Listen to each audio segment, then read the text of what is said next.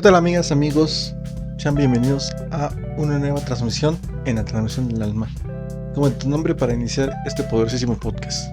Ayer grabé un video y para ser sincero, la grabé algo tomado. Entonces ya llegué a la conclusión de que ya no me voy a grabar tomado, porque se dan muchas ideas que pude haber yo compartido con ustedes por el hecho de estar etílicamente hablando. Bueno, el tema que hablé ayer es un tema bastante precioso, yo considero, porque va con la voz, va con la creatividad, va con lo que hemos visto diariamente, pero no le prestamos tanta atención en sentido analítico de cómo se crea. Estoy hablando de la creación de contenido. Verás, ¿qué es la creación de contenido? Vamos a hablar desde los 1900 a la fecha, para no explayarnos tanto en el sentido de anteriormente. Cuando se empezó en los 1900 la difusión acerca de la creación de ciertas obras o noticias que se difundió a través de el medio popular que era la radio o periódico, la gente empezó a consumir más este tipo de productos y empezó a conocer más, con lo cual se volvió menos ignorante. Y digo, no es que quiero decir que ahorita no lo seamos, sino que ignoraban otras cosas, y ahorita, aunque tengamos Google o internet, como quieras llamarle, seguimos ignorándolas, con lo cual no tiene nada de malo. Solo digo que cada quien ignora lo que quiere ignorar, y al final, cada vez que retomamos un medio anterior, te pones a pensar, bueno, no sé si tú lo hagas, pero te pones a pensar de que ese medio de comunicación ya nadie lo utiliza, entre comillas. ¿Cómo fue tan, no sé, necesario en ese entonces para poder compartir esa información? Pero bueno, entonces, hazte cuenta, vamos a poner un ejemplo para todo en este podcast. ¿Qué quiere decir? Que vamos a hablar acerca de una persona que quiso crear contenido de entretenimiento, básicamente contar chistes, contar anécdotas. ¿Cómo empezó esa persona? Si lo hablamos en 1920, tuvo que ir a una difusora a poder compartir la idea con el productor, y el productor poder decir, me gusta, no me gusta este medio de comunicación. Entonces, este mensaje, y el creador de contenido poco a poco fue invirtiéndole tiempo, dinero, inclusive en cómo va a grabar, a qué frecuencia va a grabar. No sé qué se requiera para crear un canal de radio, pero bueno, la gente lo sintonizaba, no sé si en sus coches, en sus casas, con los radios anteriores. Y es bastante interesante cómo eso se pudo ir evolucionando a tal grado de que, pon tú que ya no fue en radio, sino fue en televisión. ¿Qué se necesitaba para crear contenido? Porque en realidad contenido, si lo definimos como tal estrictamente, es toda creación audiovisual con la finalidad de entretener. Verás, una comedia te entretiene, una novela te entretiene, que tenga un mensaje, que tenga algo para transmitir, es otra cosa. Por ejemplo, la música. En la música también la gente quiere transmitir algo, y eso es creación de contenido de una u otra forma, porque es consumible por medio de, te digo, audiovisual, creando las canciones y en uno que otro video, con lo cual el artista difunde su contenido, lo que pasa en su mente, a través de las canciones, a través de las letras, y por ende da conciertos porque la gente quiere ver en vivo, escuchar su banda favorita. Entonces es una creación de contenido. Poniendo el ejemplo anterior de la persona que está creando contenido en sentido de, bueno, voy a crear una emisora de diversión, de información. Ahora que tengo la televisión, voy a transmitirlo a un medio masivo, que en ese entonces mucha gente tenía televisores grandotas y así, y no sé si se pagaba por ver ese contenido en la televisión de paga o en televisión pública, pero era bastante complicado hacer ese tipo de cosas porque tenías que tener un set. Bueno, eso también fue durante muchos años, y fue a mi perspectiva como tal de consumidor. Tienes que tener un set tienes que tener producción, tienes que tener postproducción, alguien que te grabe, alguien que escuche el audio, que se escucha bien, que no se escuche feo. Y era mucha gente la que le invertía en programa.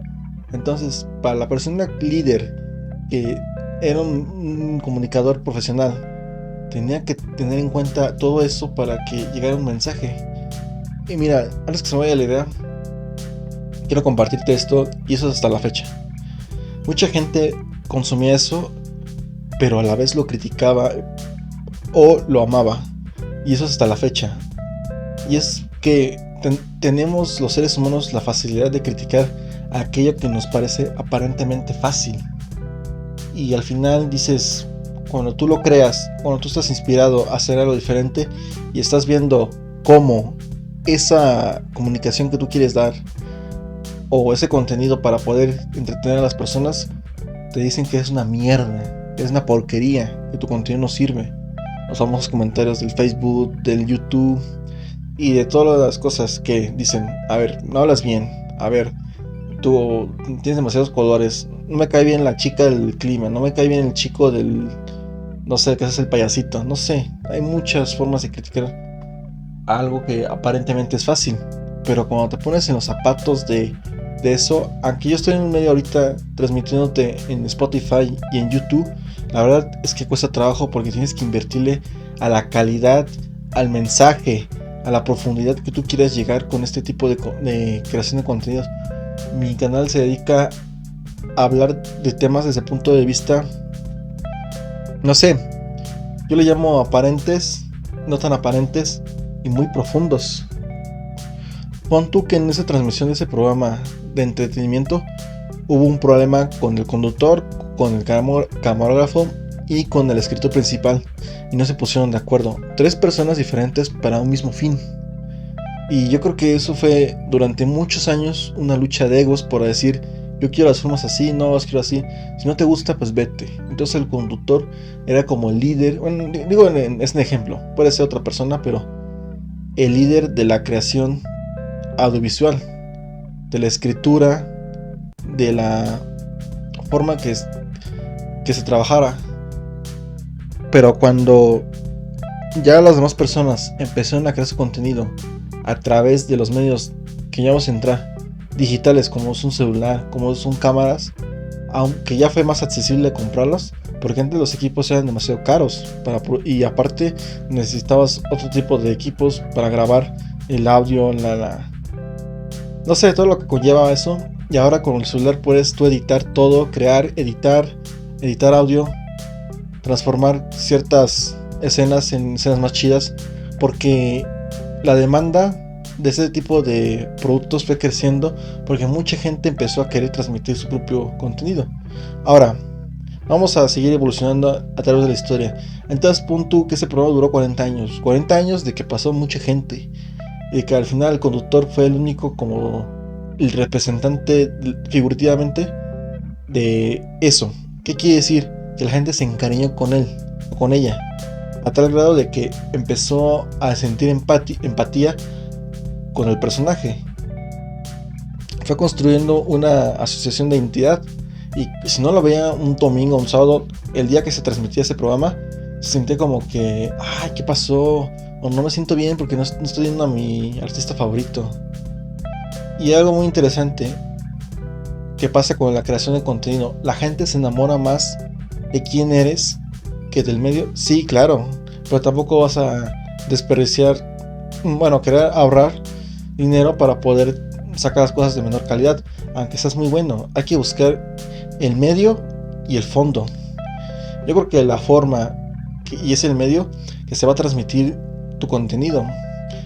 Y ahora, si ese programa 40 años tronó por cualquier otra razón, la persona emigró a YouTube o a Spotify, la gente lo va a seguir siendo porque se está reinventando, se está transformando. Ya no pasó de la radio, ahora sacó televisión, ahora está sacando programas en YouTube, ya sean en vivo, ya sean, bueno, también Twitch, transmiten sus propias ondas en esa plataforma de contenido para gamers, para gente que está compartiendo su día a día, sobre todo gamers.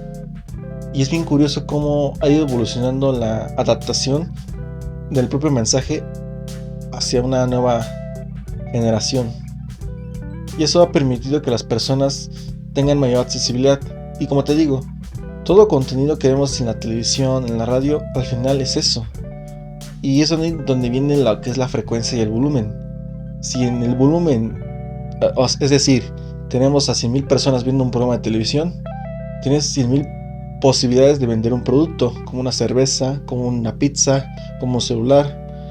Pero es ahí donde viene la riqueza del capitalismo, que no tiene nada de malo. Al fin y al cabo es una empresa que tiene lo suficiente dinero para poder pagar una publicidad, aparte de crear el contenido como tal audiovisual de el propio comercial, tiene que pagarle a las televisoras o al medio de comunicación masivo para poder ellos compartir su mensaje, que tiene una estructura interesante, como crear una historia en tu mente para poder venderte algo. O sea, no te venden solamente la cerveza, te crean un contexto en el cual te permite a ti saborear tu cerveza, por ejemplo, viendo un partido de fútbol, ligando, cosas como esa.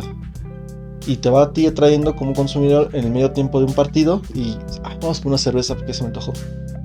Es bastante común encontrar comerciales a diferentes horas que te generen diferentes sensaciones a tu cerebro. Por ello es importante la creatividad que tú creas en el medio para poder tú transmitir ese mensaje y aparte que te consuman, porque no tiene sentido el hecho de que tú compartas la mejor cerveza del mundo si al final no empatizas con la gente. Por eso quise hacer este podcast, porque me llama mucho la atención cómo los medios de comunicación han ido evolucionando y cómo según cualquier persona puede crear contenido. Y como decía un buen youtuber, vaya de redundancia, yo no quiero ser youtuber, YouTube es un medio para poder transmitir lo que realmente soy. Hay gente que se dedica a compartir cosas de fútbol, de finanzas, psicología, de alimentos, de viajes.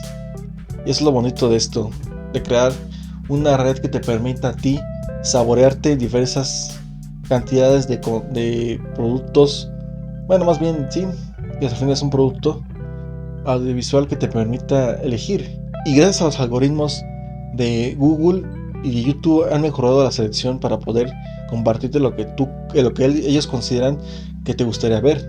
Por eso es que ahora yo espero que este tipo de algoritmos me funcionen a mí, beneficien para poder yo llegarle a más gente y esa gente pueda consumir mi producto o mi servicio.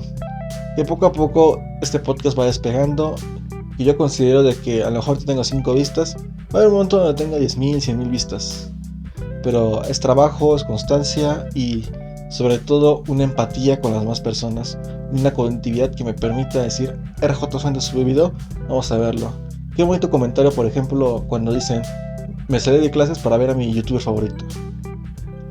Y con eso quisiera terminar esta reflexión, que no importa el medio como tal, sino las ganas de transmitir y sobre todo que tampoco es de la noche a la mañana, es una constancia, porque te puedes volver relevante un día, pero a la gente se le olvida rápido porque estamos en una era de consumismo gigantesca, es enorme. Por eso ya no voy a grabar, a lo mejor es echar una cuba o algo al principio, pero no para ya empedarme así, porque pierdo mucho hilo de las ideas y no cuido lo que digo. Creo que es importante cuidar lo que dices. Claro, no es que estés con un guión, simplemente que estés íntegramente a la cámara y sobre todo a qué personas van a ver esto, qué personas van a empatizar o qué personas van a menospreciar el trabajo. Es válido todo, ¿vale? Espero les haya gustado este podcast, no tanto como a mí crearlo. Lo estamos viendo en las páginas de redes sociales y cuídense mucho, nos estamos viendo.